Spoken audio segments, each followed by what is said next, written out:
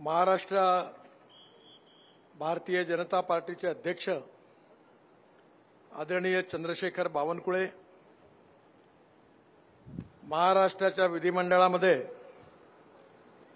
माझ्याबरोबर अनेक वर्ष ज्यांच्याबरोबर आणि मी त्यांच्याबरोबर आणि त्यांनी माझ्याबरोबर कार्य केलं असे आदरणीय बबनराव शिंदे, बबनरावांनी जेवढ्या सन्मान्य नेत्यांची नावं घेतली ती सर्व आमच्या महायुतीतील सर्व सन्माननीय नेते मंडळी आणि माझ्या बांधवांनो आणि बहिणींनो, आज आपल्या जिल्ह्यामध्ये येत असताना मला अतिशय आनंद होतोय। मी ज्यावेळी महाराष्ट्राचा बांधकाम मंत्री होतो तेव्हा सोलापूर जिल्ह्यामध्ये मला अनेक ठिकाणी जाण्याची वारंवार संधी मिळाली। मला आजही सांगोला परिसर आठवतो की ज्या ठिकाणी चुकूनही हिरवं कधी काही दिसत नव्हतं, पण आज जेव्हा मी गेल्या 3 दिवसापासून लातूरहून निलंग्याला आणि निलंग्यावरून नंतर मी मान खटावला, नंतर कोल्हापूर जिल्ह्यात गेलो, सांगली जिल्ह्यात गेलो, सातारा जिल्ह्यात गेलो आणि पुन्हा वरतून या सगळ्या भागाचं निरीक्षण करण्याची मला संधी मिळाली। मला या गोष्टीचा आनंद झाला की मला ज्या ठिकाणी कधी पाणी नव्हतं त्या ठिकाणी पाणी दिसलं। अगदी जतमध्ये मी काल रात्री होतो, भरपूर पाणी आलं। ज्यावेळी महाराष्ट्रामध्ये मी मंत्री होतो तेव्हा महाराष्ट्र राज्य रस्ते विकास मंडळाची स्थापना केली होती। अनेक रस्ते, अनेक पूल, Mumbai Pune express highway, Worli Bandra sea link project, मुंबईमधले 55 उड्डाणपूल, हे सगळे बांधायची संधी मला त्या काळात मिळाली। आणि त्याच वेळी महाराष्ट्रामधल्या पाण्याच्या समस्येला देखील जवळून बघण्याची संधी मिळाली। आमच्याकडे विदर्भामध्ये 10,000 शेतकऱ्यांनी आत्महत्या केल्या। कारण काय आहे? कापूस स्वस्त आहे, कापड महाग आहे, संत्रे स्वस्त आहे, ज्यूस महाग आहे, शेतकऱ्याच्या मालाला किंमत नाही आणि खताच्या किमती वाढतात, औषधाच्या किमती वाढतात, पण शेतमालाच्या किमती वाढत नाही म्हणून शेतकरी चिंतित आहे। आणि म्हणून या सगळ्या परिस्थितीला बदलवण्याकरता आमच्या सरकारने जो निर्णय घेतलेला आहे तो सगळ्यात महत्त्वाचा आहे। एक गोष्ट लक्षात ठेवा की तुम्ही धोरणांना मतं दिली आणि योग्य नेतृत्वाला मतं दिली, योग्य पक्षाला मतं दिली तर तुमचं भविष्य बदलल्याशिवाय राहणार नाही। तुम्ही बघा, मागच्या वेळी रणजितसिंग नाईक निंबाळकरांना मतदान केलं। मला आपल्या महाराष्ट्रातल्या जनतेने, मी पण निवडून आलो, मोदीजी निवडून आले आणि आमचं सरकार आलं, मी बांधकाम मंत्री झालो, म्हणून मी आता बावनकुळे साहेबांनी सांगितलं की 10 लाख कोटी रुपये मोदीजींच्या सरकारने महाराष्ट्राला दिले, त्यातले 6.5 लाख कोटी रुपये महाराष्ट्राला मी माझ्या विभागातून दिलेले आहे। 6.5 लाख कोटी। मी जलसंवर्धनाचा मंत्री होतो, शिपिंगचा मंत्री होतो, रोडचा मंत्री होतो, पण तुम्ही जर रणजितसिंग नाईक मोहिते आपल्या नाईक यांना जर मत दिलं नसतं निंबाळकरांना, तर मला सांगा, मी मंत्री बनलो नसतो तर तुमच्या गावातले रस्ते झाले असते? आता मी बबनरावला सांगितलं, बबनराव तुम्ही आहात तोपर्यंत, तुमचा मुलगा आहे तोपर्यंत आणि तुमचा नातू आहे तोपर्यंत या रस्त्यावर गड्डा पडणार नाही, याची गॅरंटी तुम्हाला देतो म्हणलं। रस्ता बांधताना भडवेगिरी केली नाही, एकही कॉन्ट्रॅक्टर असा नाही आहे, त्याला विचारून घ्या की काम मिळायच्या आधी त्याला माझ्याकडे येण्याची आवश्यकता पडली नाही। पण एक गोष्ट मात्र खरी आहे की काम व्यवस्थित झालं नाही तर तुला बुलडोझरच्या खाली टाकल्याशिवाय राहणार नाही, हे बोलायला मी कमी केलं नाही, कारण ही संपत्ती तुमची आहे। आणि म्हणून या जिल्ह्यामध्ये हा दुष्काळी जिल्हा म्हणून प्रसिद्ध आहे. आता नाही आहे, पण ज्यावेळी बबनराव आमदार होते, मी मंत्री होतो, त्यावेळी सोलापूर जिल्हा, सांगली जिल्ह्यातला आटपाडी, जत हे सगळ्या भागात दुष्काळी होते. सातारा जिल्ह्यातले, सांगली जिल्ह्यातले, तिथल्या समस्या भयंकर तीव्र होत्या. आणि आज मला आनंद होतोय की आज या ठिकाणी मोठ्या प्रमाणावर सिंचनाच्या सुविधा उपलब्ध झाल्या. मी स्वतः जेव्हा वॉटर रिसोर्सेसचा मंत्री होतो, मी त्यावेळी पश्चिम महाराष्ट्रातल्या सिंचन प्रकल्पांना गती देण्यासाठी माझ्या हाताने प्रधानमंत्री कृषी सिंचन योजनेत 7 व बळीराजा जलसंजीवनी योजनेत 2 असे 7 प्रकल्प घेतले. प्रधानमंत्री कृषी सिंचन योजनेतून सांगली जिल्ह्यातील कृष्णा कोयना उपसा सिंचन योजना, ताकारी, म्हैसाळ, तसेच सोलापूर जिल्ह्यातील सांगोला शाखा कालवा आणि सातारा जिल्ह्यातील धोम, बलकवडी, तारळी, वांग, कुडाळी व मोरणा असे 5 प्रकल्प, एकंदर मी 6,000 कोटी रुपये या प्रकल्पाला भारत सरकारकडून दिले. आणि मला आज अतिशय आनंद झाला की यामुळे जवळपास 2.5 लाख एकर जमीन पाण्याखाली आली दुष्काळी भागातली, आणि त्या शेतकऱ्यांना नवीन जीवन प्राप्त झालं. मग एक बळीराजा योजना तयार केली. देवेंद्रजी माझ्याकडे आले, त्यांनी सांगितलं की 50% वरती कामं झाली, ती धरणं बंद पडली, आमच्याजवळ पैसे नाही. मी म्हटलं काळजी करू नका, मला डिटेल द्या. बळीराजा योजना तयार केली आणि त्या योजनेतून टेंबू उपसा सिंचन योजना, सातारा जिल्ह्यातली उरमोडी प्रकल्पाचा समावेश करून जवळपास 1,500 कोटी रुपये दिले आणि आज जवळपास 2 ते 2.5 लाख एकर जमीन पाण्याखाली आली. आता बबनरावनी सांगितलं की उजनीमध्ये 40% पाण्याचा साठा भरला. उजनीमध्ये जे कृष्णेचं पुराचं पाणी आहे ते या ठिकाणी आणण्याची योजना तयार झाली आहे. आणि मी बबनराव तुम्हाला विश्वास देतो की या सोलापूर जिल्ह्यामध्ये प्रत्येक गावापर्यंत पाणी पोहोचवणं हाच आमचा कार्यक्रम आहे. मी शेतकरी आहे, 3 साखर कारखाने चालवतो, मला पाण्याचं महत्व माहिती आहे. आणि म्हणून जर कोणी विचारलं की पश्चिम महाराष्ट्रातली समस्या कोणती आहे, तर 2 शब्दात सांगता येईल, पाणी. आणि पाणी आलं तर तुम्ही सगळं बदलून जाईल. आणि म्हणून मी ज्यावेळी जलसिंचन मंत्री होतो देशाचा, तेव्हा आंध्र प्रदेशमध्ये, इथून जरा जवळच आहे ते, तिथे पोलावरम नावाचं 60,000 कोटीचं धरण बांधलं. महाराष्ट्र आणि तेलंगणाच्या सीमेवर गडचिरोली जिल्ह्यात असलेलं 70-80 कोटी रुपयाचं कालेश्वर धरण बांधलं. आणि माझ्या लक्षात आलं की गोदावरीचं जे पाणी आहे 1300 TMC पाणी समुद्रात जातं. या देशामध्ये पाण्याची कमी नाही आहे, या देशात पाण्याच्या नियोजनाची कमी आहे. आणि म्हणून आम्ही निर्णय घेतला की गोदावरीमध्ये जे पाणी समुद्रात चाललेलं आहे ते गोदावरीचं पाणी कृष्णेमध्ये, कृष्णेचं पाणी पेनारमध्ये आणि पेनारचं कावेरीमध्ये घेऊन कर्नाटक आणि तिथून तामिळनाडूच्या शेवटपर्यंत पाणी नेण्याची योजना तयार केली. एकेकाळी गंगा टू कावेरी डॉक्टर रावसाहेबांनी योजना तयार केली होती. आणि म्हणून या देशामध्ये आजही पाणी समुद्रात जात आहे, ते पाणी वाचवता येईल. आणि त्या पाण्याचा उपयोग जर आपण ज्या ठिकाणी पाणी नाही त्या ठिकाणी पोहोचवलं तर केवळ पिण्याच्या पाण्याकरता नाही, तर या पाण्याचा उपयोग शेतकऱ्याचं जीवन बदलण्याकरता होणार आहे. मला विश्वास आहे की नक्की या बाबतीमध्ये मोदीजींच्या नेतृत्वाखाली आमच्या सरकारने जलसिंचनाकरता सगळ्यात जास्त प्राथमिकता दिली आहे. अजून एक गोष्ट मला आपल्याला विनंती करायची आहे. तुम्हाला माहिती नसेल, मला 9 डॉक्टरेट मिळाल्या आहेत.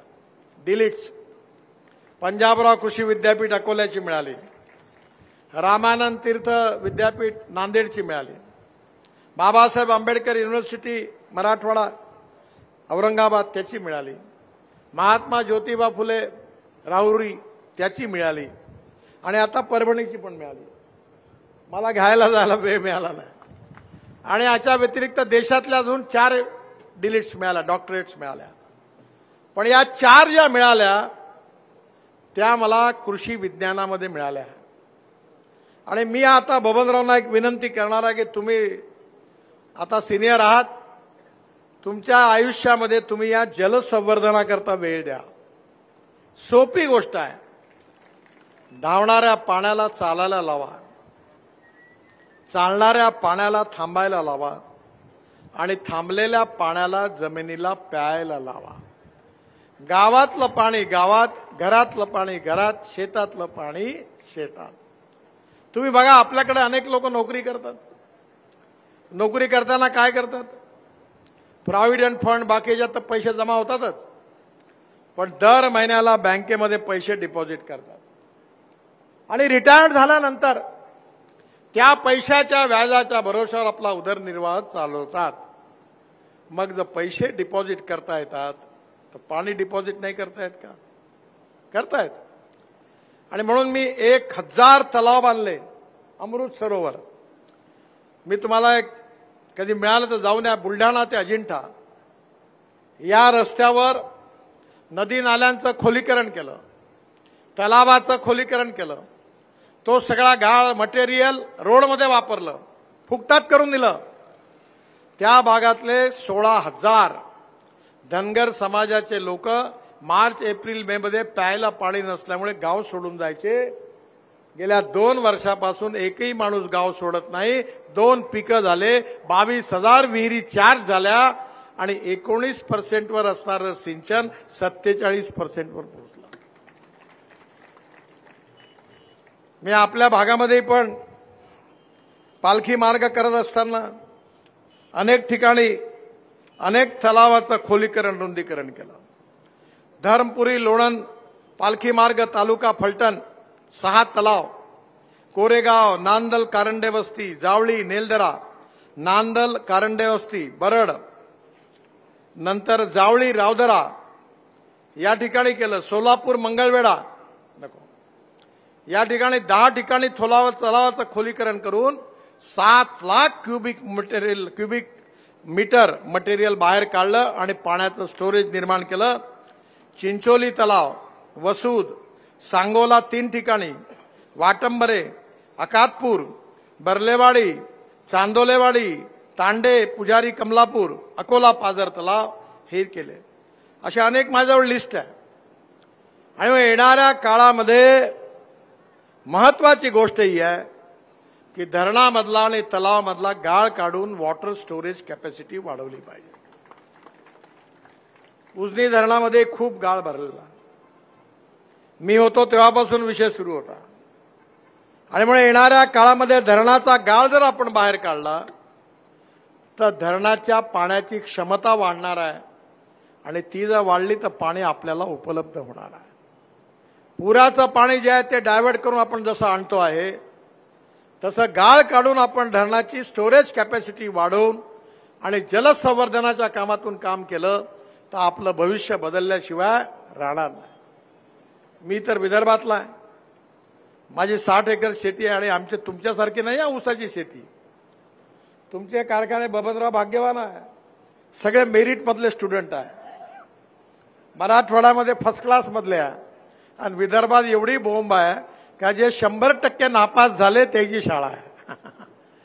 तिथं मी खडकावर डोकं आपटून 3 कारखाने चालवतो. माझं कुठून बुद्धी झाली मला कारखाने सुरू करायची. आमच्याकडे 22 कारखान्यांनी दिवाळं पिटलं, पण मी एकटाच फक्त यशस्वी झालो. आणि त्याच्यात मी माझ्या आयुष्यातलं पुष्कळ नुकसान केलं. माझ्या मनामध्ये भावना होती की पश्चिम महाराष्ट्रामध्ये ऊसामुळे जसं जीवन बदललं शेतकऱ्याचं तसं विदर्भातलंही बदललं पाहिजे. पण आता मी यशस्वी झालो आहे. दरवर्षी 30 कोटी रुपयाचं नुकसान करून मी इथेनॉल निर्माण केलं, वीज निर्माण केली, आणि आता बँकेचे पैसे रेग्युलर देतो. घाटा तिकडे होतो, इकडला भरतो. बबनराव नशीबवान आहे. पण मी साखर कारखानदाराचा पूर्ण अभ्यास केला आहे. मी नेहमी सांगतो की जो माणूस मागच्या जन्मी पाप करतो तो एक तर साखर कारखाना टाकतो, नाही तर वर्तमानपत्र सुरू करतो. आणि हे जे हसून राहिले ना, हे माझ्यामुळे हसून राहिले. 2004 पासून मी इथेनॉल करता बोंबलत होतो. वाजपेयी साहेबांनी मला ब्राझीलला पाठवलं होतं. कोणी विश्वास ठेवायला तयार नव्हतं. जर इथेनॉल विकल्या गेलं नसतं तर बबनराव काय कोणी कारखाना तुमचे वर्षभर साखरेचे पैसे देऊ शकला नसता. तुम्ही यांच्या मागे लागले असता. यांना काही उपाय नव्हता. पण आमच्या सरकारने इथेनॉल आणलं. उसाच्या रसापासून इथेनॉल, बी मोलायसेस पासून इथेनॉल, सी मोलायसेस पासून इथेनॉल. एवढंच नाही तर आता मला आनंद झाला की बगास पासून, स्पेंट वॉश पासून आता बायो सीएनजी आणि बायो एलएनजी तयार होऊन आला. माझा ट्रॅक्टर सीएनजी वर चालणार आहे.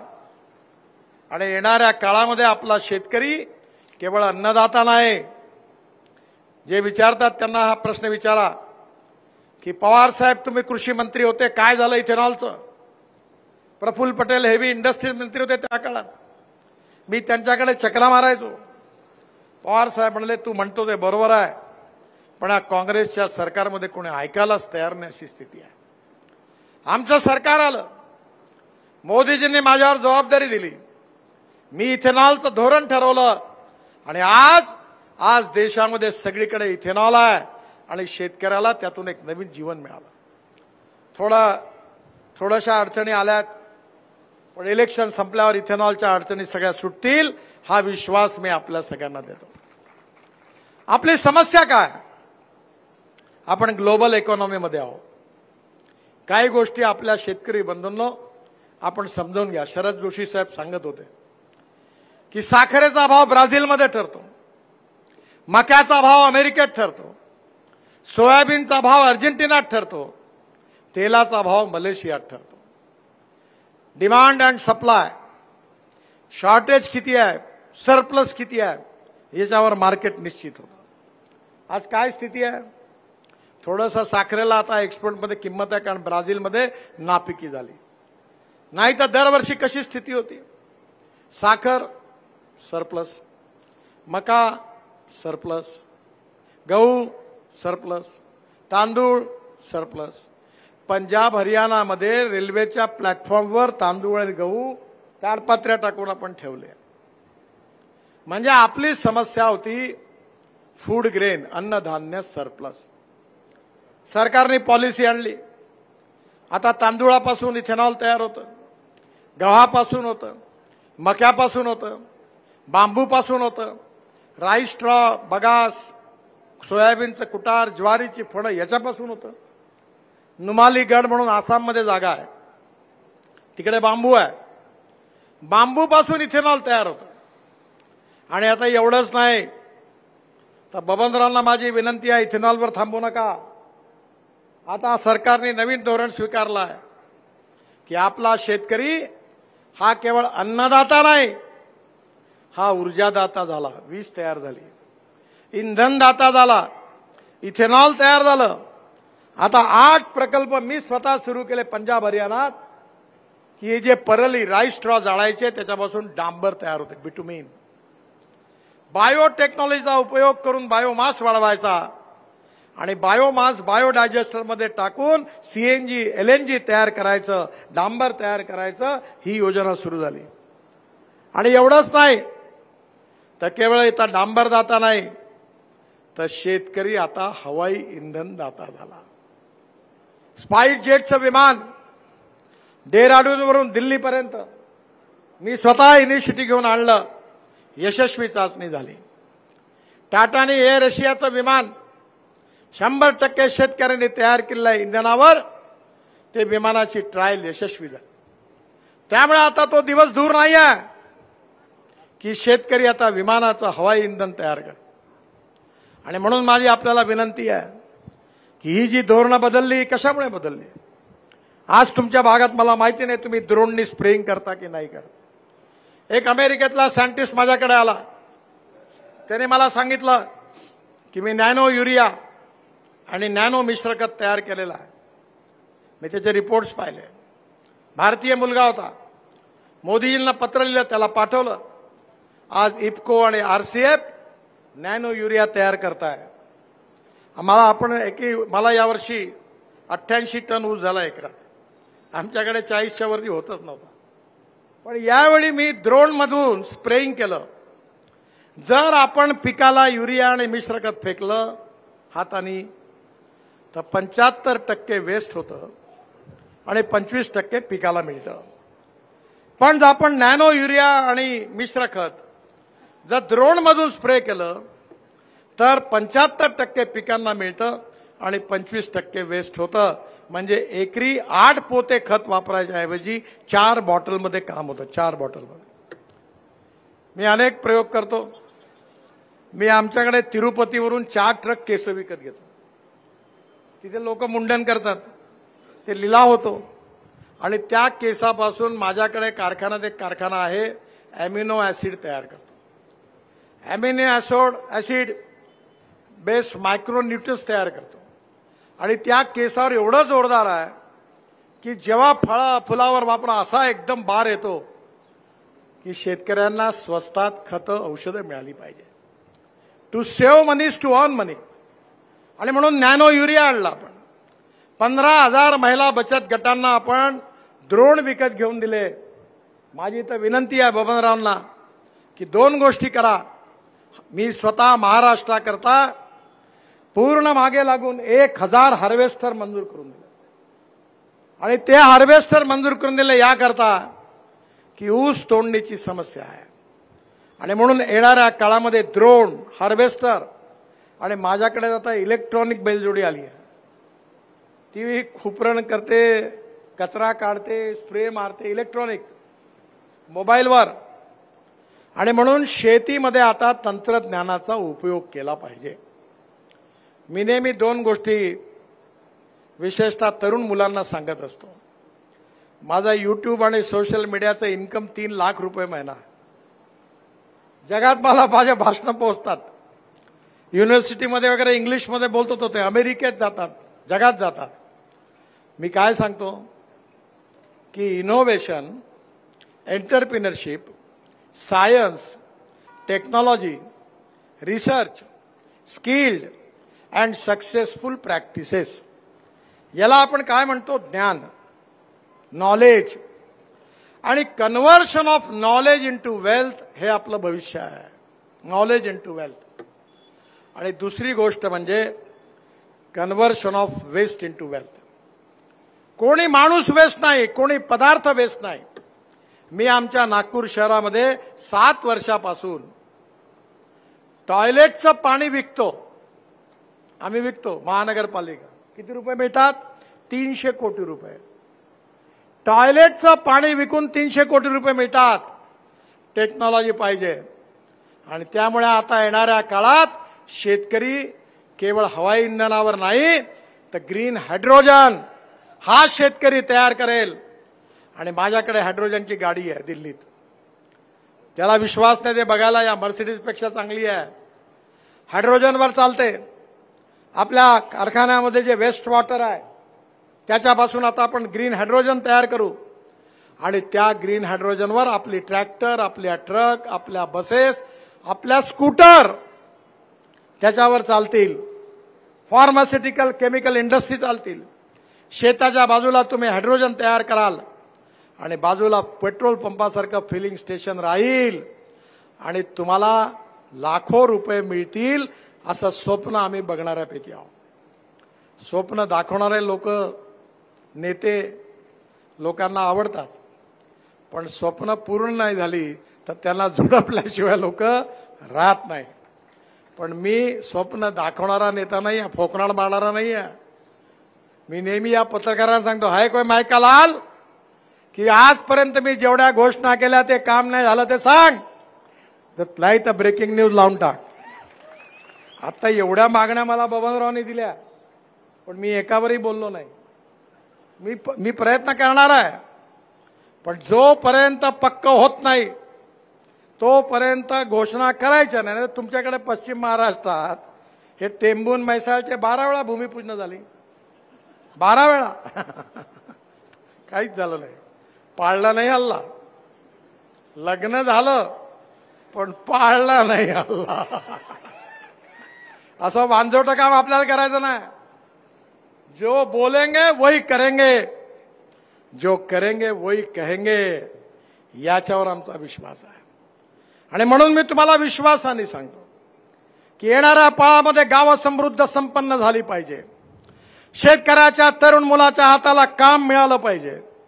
शेतकऱ्याच्या पिकाला चांगला भाव मिळाला पाहिजे. गावागावामध्ये शेतमालावर प्रक्रिया करणारे उद्योग झाले पाहिजे. गावात चांगली शाळा असली पाहिजे. गावात चांगला दवाखाना असला पाहिजे. गावात जायला चांगला रस्ता असला पाहिजे. प्यायला शुद्ध आणि स्वच्छ पाणी असलं पाहिजे. केवळ स्मार्ट शहर नाही तर स्मार्ट विलेज झाली पाहिजे. ही विजन आमच्या सरकारची आहे आणि हे चित्र बदलवायचं आहे. माझ्याकडे इथेनॉलची गाडी आहे, टोयोटो इनोवा. बघायला नागपूरलाही आहे, दिल्लीलाही आहे. इथेनॉलवर चालते.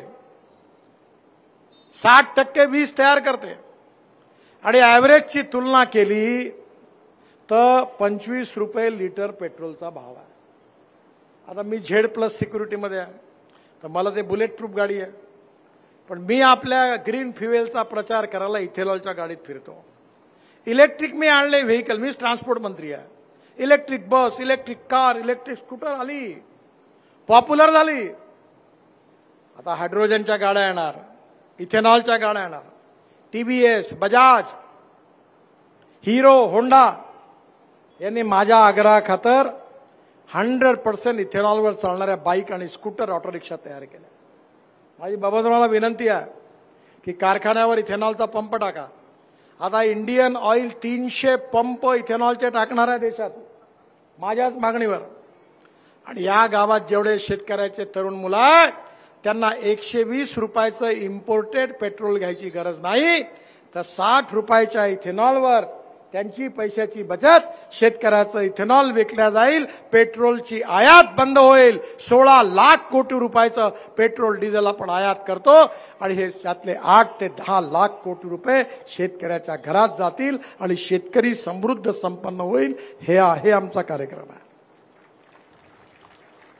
आणि तुम्हाला माहिती आहे मी स्वप्न नाही रंगून झालो. या पॉलिसी तयार केलेल्या, योग्य नेता असेल आणि योग्य धोरणं असतील तर देश बदलल्याशिवाय राहणार नाही. पण ज्या लोकांनी काम केलं नाही, ज्यांना सांगण्यासारखं नाही, ते तुमच्याकडे येऊन खोटा प्रचार करतात. खोटा कन्व्हिन्स करता येत नाही तेव्हा कन्फ्यूज करतात की आम्ही मोदीचं सरकार आलं तर आम्ही बाबासाहेब आंबेडकरांचं संविधान बदलणार आहोत. मी कायद्याचा पदवीधर आहे. तुम्हाला माहिती आहे सुप्रीम कोर्टामध्ये केशवानंद भारती केस झाली होती. त्या केसमध्ये सुप्रीम कोर्टाचे चीफ जस्टिस आणि 7 जज यांनी ऐतिहासिक निर्णय दिलेला आहे. काय निर्णय माहिती आहे? घटनेची मूलभूत तत्व बदलता येत नाही. भविष्यात कोणीही सरकार, कोणी नेता तो बदलवू शकणार नाही. Silent features of the constitution cannot be change. लोकतंत्र, समाजवाद, धर्मनिरपेक्षता, fundamental right, freedom of speech हे मूलभूत तत्व आहे. हे बदलता येऊ शकत नाही, कोणी बदलवू शकत नाही, कोणती पार्टी बदलवू शकत नाही, कोणता नेता बदलवू शकत नाही आणि आम्ही तर बदलवण्याचा प्रश्नच उद्भवत नाही. पण तुमच्याकडे येऊन आमच्या काळामध्ये बबनरावला माहिती असेल, एक शिवसेनेचे आमदार होते, नाव नाही घेत त्यांचं, ते विदर्भातून निवडून यायचे अकोला जिल्ह्यात. तर त्यांनी एकदा काय सांगितलं, त्यांच्या विरुद्ध काँग्रेसचे एक मोठे नेते, चांगले सज्जन व्यक्ती होते, ते गॉगल घालायचे, सकाळ दुपार संध्याकाळ गॉगलच घालायचे. तर त्यांनी भाषणात काय सांगितलं, का यांनी जर्मनीतून गॉगल आणलाय म्हणे आणि गॉगल लावला का याला माणूस बाई सगळे नंगेच दिसते म्हणे. झालं, निवडणूक त्याच्यावरच गेली. आणि तो आला प्रचाराला का बायका दरवाजे बंद आहे, बंद करा बंद करा. अरे का, ते आले म्हणे, आले आले ते. हे काँग्रेसवाले हे अशा खुरापती. दलित समाजाच्या मनात भीती, देखो भाजपा वाले मोदी आएंगे तो बाबा साहब का संविधान बदल देंगे। अगर संविधान नहीं बदलना है तो हमको वोट दो।